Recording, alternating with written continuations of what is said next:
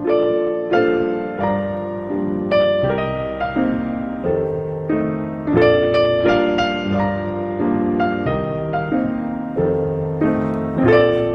불친절한 AS는 주진우 안원구, 안원구 주진우, 예. 두 콤비 관련 문자가 많습니다. 톰과 제리. 다들 자기가 더 쉽다고 난리네요. 셋 다 어려워요. 라고 하시는 분도 있고, 아니, 다 알아듣습니다. 저는 하시는 분도 있는데, 예. 아무래도 2시간에 걸친 특별 방송이 따로 필요합니다. 한 번에 다 정리하게. 한 번에 다 정리해서 할 수는 있는데요. 예. 그리고 또 잊어버리실 거예요. 워낙 많은 명칭들이 등장해서. 여하간 이 다스는 누구 겁니까? 예, 관련 방송은 저희가 다스는 누구 건지 밝혀질 때까지 계속 할 것이다. 예, 그렇습니다. 다스는 누구 겁니까? 관련 문자가 굉장히 많이 왔네요. 예. 개그 콘서트에서 유민상 씨가 하는 코너에서 다스는 누구 겁니까? 나왔습니다. 과감하네요? 네. 얼마나 자세히 혹은 얼마나 재미있게 표현되는지 모르겠는데. 매일 5살 아이와 뉴스 공장을 듣고 있는데 오늘은 아이가 갑자기 그러네요. 다스가 뭐야? 유치원생들도 다 다스가 뭔지 알 때까지 저희가 계속 방송하겠습니다. 여기까지 하겠습니다.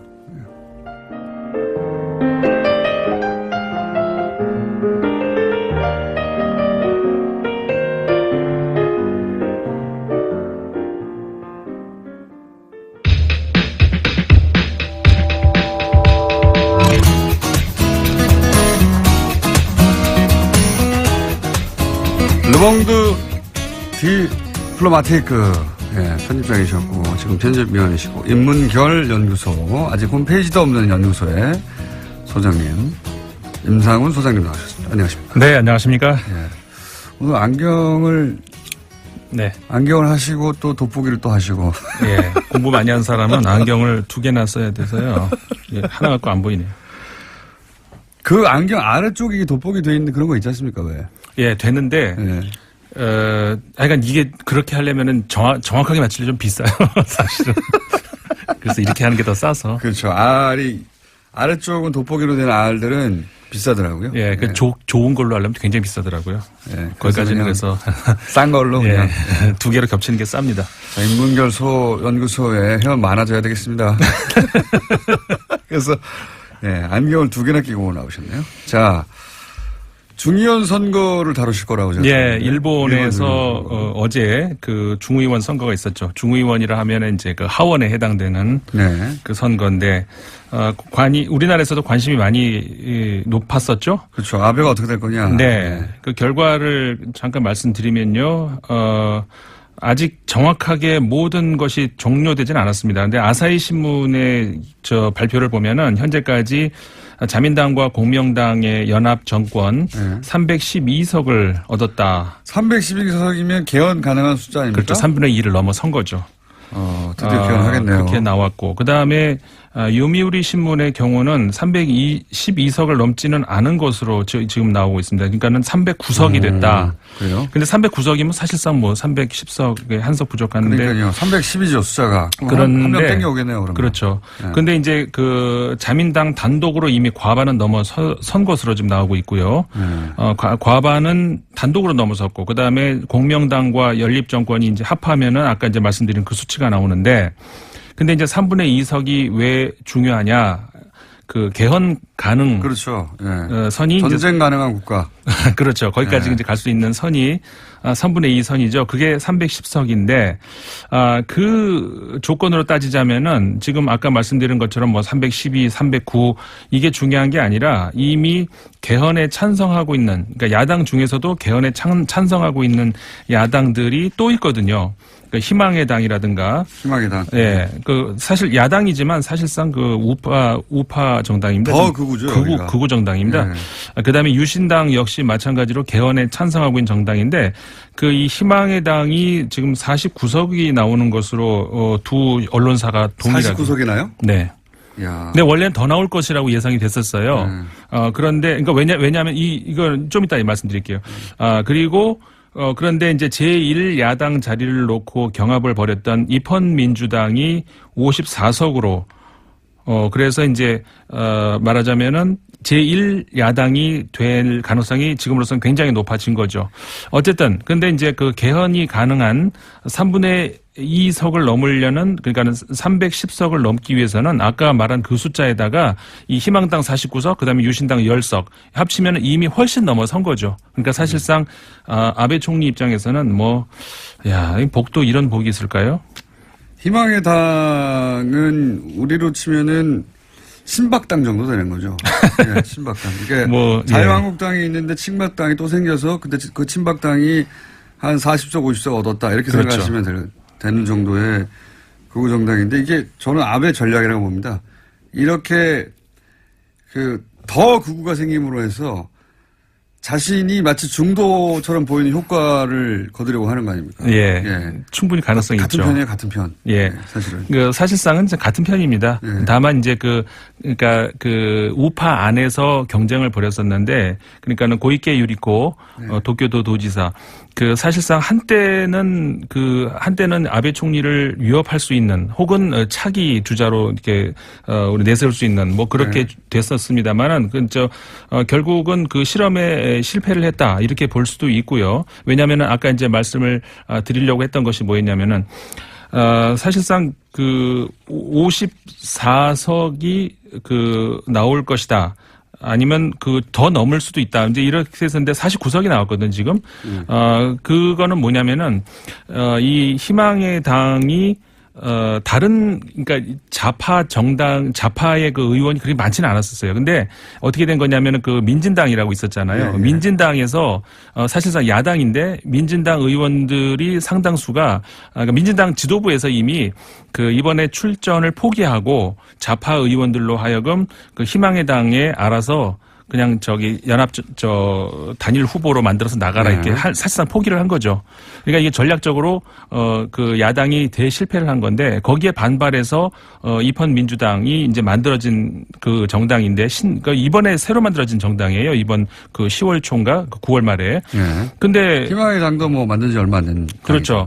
근데 이제 지금 아까 말씀드렸던 입헌민주당이 단숨에 지금 제1야당으로 섰다는 거죠. 그래서 저는 이제 이런 것들을 우리가 봤을 때 몇 달 전에 프랑스 선거 때도 말씀을 드렸던 것 같은데요. 사실 교훈이 있습니다.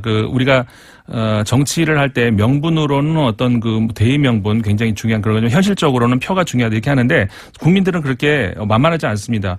현실적으로도 야당으로서 명분을 잃으면은 단순히 표를 쫓아서 이렇게 따라가다가는 지금 일본 선거처럼 이번에 민진당처럼 바로 망한다.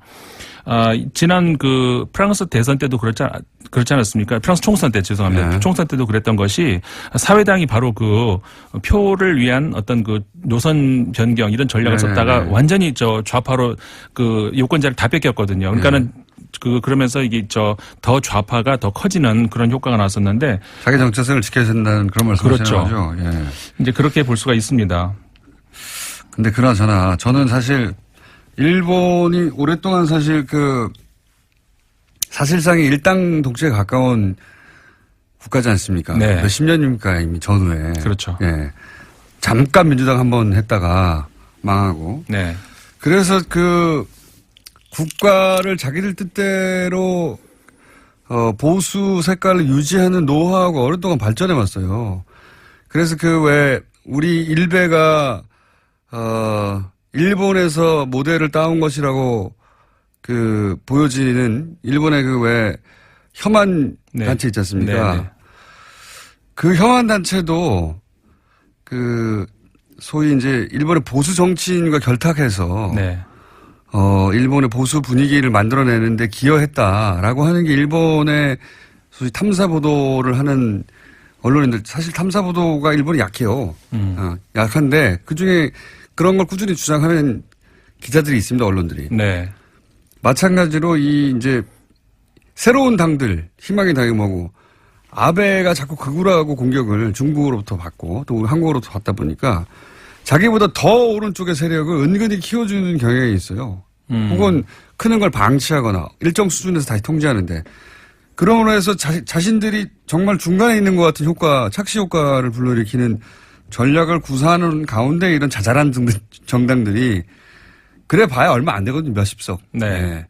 그러니까 일종의 그 안전판 스폰지를 네. 이제 깔아놓고 그 위에서 뛴다 이제 이 말씀인 것이죠. 그러니까 이 당들이 뭐 예를 들어 희망당이 뭐 40석, 50석 하고 뭐 제1당 나오고 해봐야 그래봐야 100석도 안 되고 다. 네네. 아베가 장기 집권하는 데는 오히려 도움이 되는 거죠. 그렇죠. 이거 봐. 내가 이렇게 중립적이야. 혹은 이런 극단적인 세력하고는 다르게 내가 역시 중도 정도 되는 거야 라고 하면 실제로는 극우인데. 그렇죠. 극우에 극우가 나와가지고 그런 네. 효과를 불러일으키고 있는 게 아니죠. 맞습니다. 그 아베 총리가 실질적으로 몇 년 전에도 이제 사실 그렇게 극우를 경계하는 그런 아주 전략적인 그 목소리를 냈었죠. 자기가 극우면서. 공장장 말씀이 적절한 것 같아요.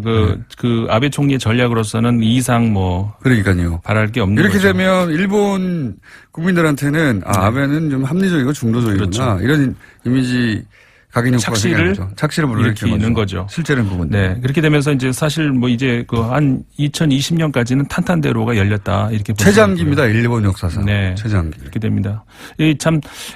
여러 가지 그 사이에 여러 가지 장애물이 있었잖아요. 예. 돌불이 걸려 넘어지고. 사학 스캔들 스캔들 있었고. 그렇음에도 불구하고 이렇게 되는 것이 역시 지금 말씀하셨습니다마는 일본의 지리멸렬한 야권.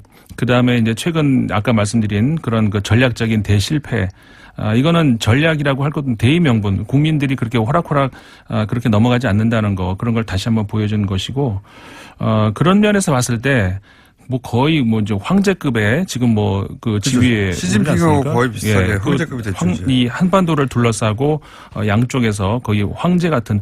근데 이런 거를 두고 우리 국내 일각에서는 굉장히 우려스러운 그런 목소리가 나오더라고요. 네. 스트롱맨밖에 없다. 사강님 전부 트럼프 시진핑, 아베, 이 푸틴 전부 다.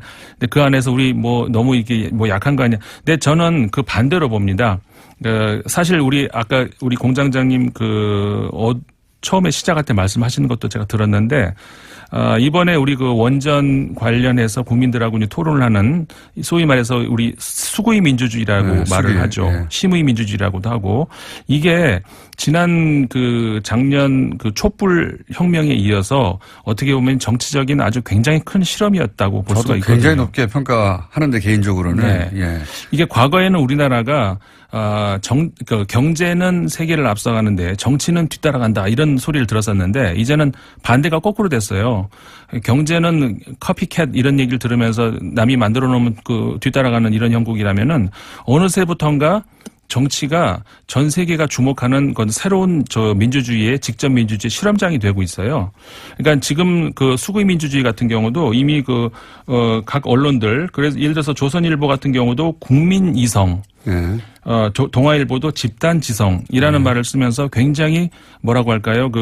호평을 이렇게 내놨다는 거죠. 사실은 저는 그렇게까지 기대 안 했었거든요. 근데 과정도 매끄러웠지만 결론도 누가 찬성하든 반대하든 상관없이. 그렇죠. 이거는 받아들여야 된다라고 할 수밖에 없을 정도의 결론도 깔끔하게 나왔고. 맞습니다.